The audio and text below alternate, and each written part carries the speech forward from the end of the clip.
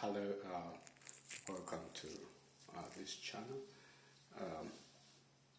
I'm here to actually replace the parts of the component, the valves within this Roca brand concealed system. And as you see, this one here from the Roca brand is what they call a PL1 plate, which I have to get past in order to access the parts inside here, which I also need to actually loosen a few tabs here, which I have to twist around in order to remove this white plate. That one you see there, so it can expose a bit of the internal parts of the system, so I can begin the work of actually removing the flash valve, the filling valve. I've got all my parts here ready. That's the AV300 1400R, and that is a pneumatic flash valve from the Roca brand. That's the inlet valve, which we are also going to replace, similarly from Roca, and that's our new plate. Now the old plate, which as you see is missing one of the biggest buttons, but as you can see there was a little lag here, if you can see properly there, for some reason got broken, and so the springing mechanism, which is this one, couldn't actually be operated properly. So when you actually push this, it was only held by this little stub here with this one missing. That meant that whenever you had to push it, it just went sideways, so it became a bit fiddly. So we got a new plate, luckily. We're going to be replacing that. Now, to get past the plate, you have to push it to the side. It's got a little spring in here, so you have to ease it by pushing to the side, as you can see, and then you lift it off. There we go. It's off. Now, this is the spring I'm talking about. As you can see, that's the spring. Now to get here, I'm going to have to loosen these two nuts or screws. Yeah, I think it's screws. I'm going to loosen these two screws, which will help me actually get this plate off. This one is loose, and then I'll be able to actually get to the bit of the valve. Actually, what you see with these little I call them fingers, are parts of the old valve, which we are going to replace, because what we are having is that this one here to the left hand side, which operates the shorter version of the flash, for some strange reason doesn't give us sufficient flash. This one seems to be working, but this one doesn't seem to open up that valve properly. I don't know, whatever the reason is. So instead of dithering about, I just decided to go for a complete new valve, hoping that we can get around that kind of problem. I've got a screwdriver here, my little baby screwdriver,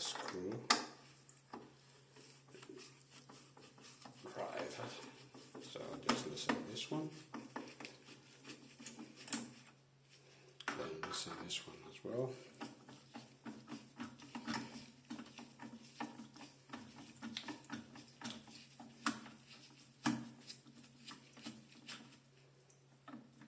Okay, that's loose.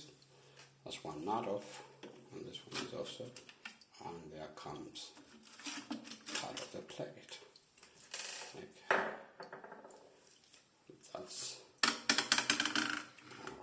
That's part of the plate, which is held onto the flash valve. So a little bit of a flashlight there. Okay, so those are the internals of our concealed cistern, as you can see them. Right behind there, I don't know whether you can see in there. Let me try to get a bit of a light on.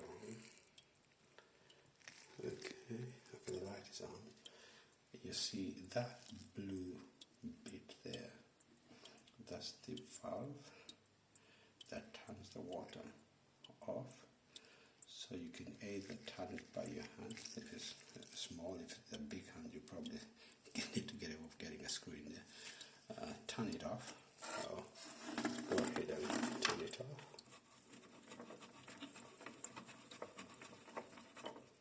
Okay. Not so tight. Now that is off. And the reason why we're going to change this, it keeps dripping, but I believe it could be down to the diaphragm. But sometimes with all this build-up of calcium deposits, as you can see, sometimes if you want good movements, particularly if you're working within a wall, I mean, getting a new valve would probably give you a better result than having to actually change that, because sometimes it may play up with the movement of the mechanism, and that's something which you don't want. And sometimes it may result in the valve failing to actually operate as desired. So that's what we need to go through. So I'm going to empty the cistern, get as much water out of it as possible, because this concealed cistern, the design, as you can see, the bottom part here is a push fit, as you can see that rubber there. So most of the designs here are actually push fits. You do not need to break the tiles at all, because the design, if you wanted to replace the whole complete unit, including the valve seat, which is the bit that has got the black bit there, that means you have to make sure that the cistern, but the cistern anyway, even if there's a bit of water, the new designs are the cistern opens right up into the toilet. So there's minimal risk of actually having a leak behind there, because all the contents will empty right into the pan. So we're going to go ahead, probably end the video here, then I begin to remove the parts from the cistern, and then we can take on to the second part of the video. Just one other little thing which I wanted to say is that in order to remove these bits here, these little lugs, we have got some of the replacements which are here, actually need to be turned. But one rule of thumb which I usually do when I'm doing these jobs is I always take a picture before dismantling things. This, at least, if there's something which you've forgotten, you can go back to your picture, take a look at how things were, in case you've forgotten how these little lugs were, and then you can be able to actually get it in the right place. Always take a picture, just to give you a point of reference.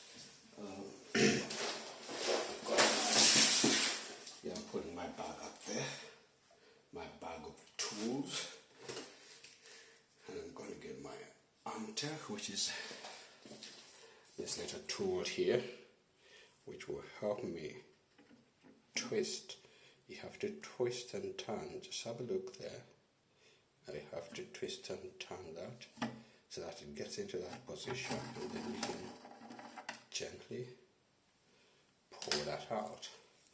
you do the same thing to this one. Now this one, I'll turn it to the left hand side. That's now out. Then just ease it out. Okay, there we go. So it's all done. So what I need to do is disconnect this plate from the valve and then get it out. Alright, I've got to stop that, and then we shall continue this video when I begin to remove the parts from there. You take care for now. Bye bye.